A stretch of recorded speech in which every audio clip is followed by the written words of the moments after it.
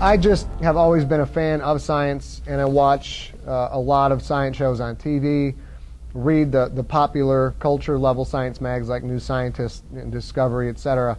And in no way, shape, or form am I a scientist, but I'm a big fan of it, so I try and incorporate it into the novels. And that's where my ideas come from for the most part. I'll be watching some show on Nature or the History Channel, and I'll be like, oh, that's cool. If I could combine that with this and with this, that would make for a unique construct to set up a horror story.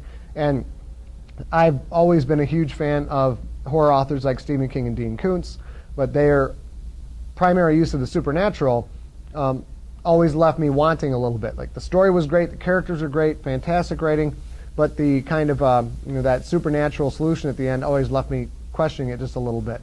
Then I read Relic by Douglas Preston Lincoln Child, and that was a big wake-up moment for me. And I read that awesome book, and I'm like, holy cow, you can write a really gripping horror story, but use a lot of very valid hard science to justify all the things that are happening.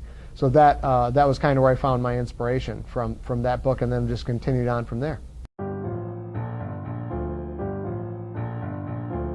I started in 2005. I released a book called Earth Core as a free serialized audiobook.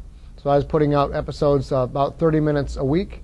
It lasted for, I think, 23 weeks, and just used RSS feed or podcasting technology. Gave that away, started to attract a significant number of people listening to it. So then I did it again with a book called Ancestor as a free podcast novel, then Infected, and then while I was doing Infected, we put out a version of Ancestor as a trade paperback from a really small Canadian imprint. With no advertising, no PR, no media coverage. It was the #1 horror, #1 sci-fi book on Amazon. It was #7 overall on Amazon. That was because I'd been giving the books away, had developed an online following. So it was really was a very different way to get free advertising. Like, hey, here's all my stories for free. Listen to them. If you like them, then you'll probably stick around. And then that success on Amazon led me to the book deal with Crown. There's an enormous personal connection. An author-read story, I think, even if the author's not very good at reading, the audience listening to it feels a much deeper connection to the story and the author, and I think it helps them become more hardcore fans, because they're like, they get to hear your voice, they hear your passion for the project. They don't really care that you're not the greatest actor in the world. They really just like hearing you do your thing. I give every character a distinctive voice, which when I started out with the first book, Earth Core, which had maybe 12, 13 characters, it's a piece of cake. I've been doing voices my whole life. That's how my buddies and I in high school used to entertain each other, with different characters, different bits, imitating stand-up comics, etc. Then you get the second book and the third book and the fourth book, and now you've got 150, 200 characters running around inside your head. It gets to be more difficult. But what I found, I get an enormous amount of leeway from the audience because I'm the guy who wrote the book. I'm the author. They don't really care if it's the best voice in the world, or if the Russian accent isn't very good, or my female voices, which are just horrible. I don't do female voices well. They let all that go very quickly, as long as they can tell which character is which. That's the bottom line, I think, for most audiobook listeners. If they know who is talking from the sound of that voice, they could really care if you're the greatest actor or voice character person in the world. So I read them all myself. I give each character its own unique voice, and let the chips fall where they may.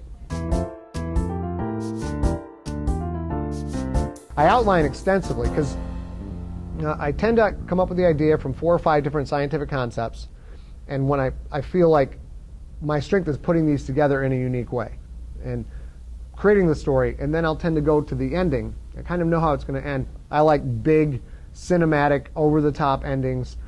People who finish the books are usually like, wow, that read like a movie. Well, I'm starting with the big budget ending, and then I kind of work my way back from there. So I will outline a story to lead up toward the ending, with the hard science justifying everything that happens.